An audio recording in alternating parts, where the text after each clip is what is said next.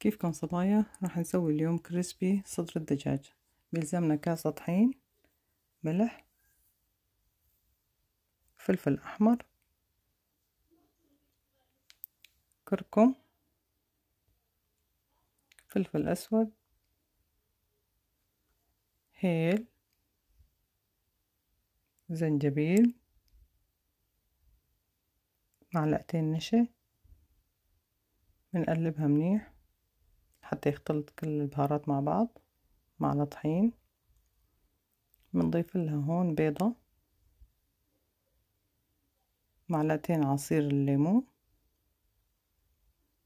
معلقتين لبن أو يوغورت، كاس حليب، ربع كاس مي. بنقلبها منيح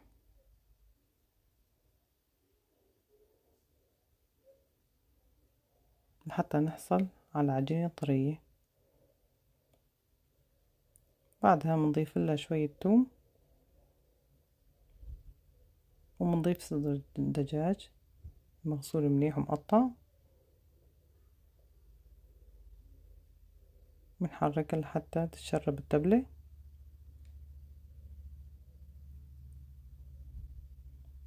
بعدها بنغطيها وبنخليها 4 ساعات 5 ساعات، كل ما ضلت أحسن. هون عنا الخليط اللي بدنا نحط فيه الدجاج، عبارة عن كاستين طحين، نص كاسة نشا،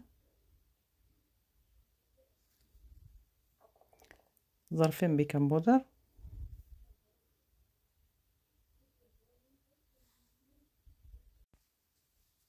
بنضيف الفلفل الحمراء، عنا زنجبيل، فلفل أسود، ومعلقة بودرة الماجي، معلقتين تقريبا. بنحركها منيح. طبعا الملح حسب الرغبة.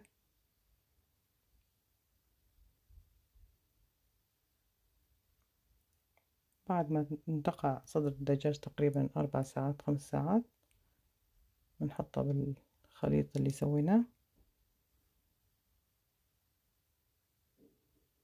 ونضيف لها الطحين بشكل منيح. نعمل بهذا الشكل مشان نحصل على حراشف أثناء القلي.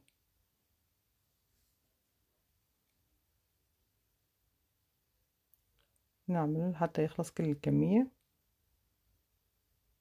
بعدها بناخدها على القلي مباشرة، وهي الشكل النهائي.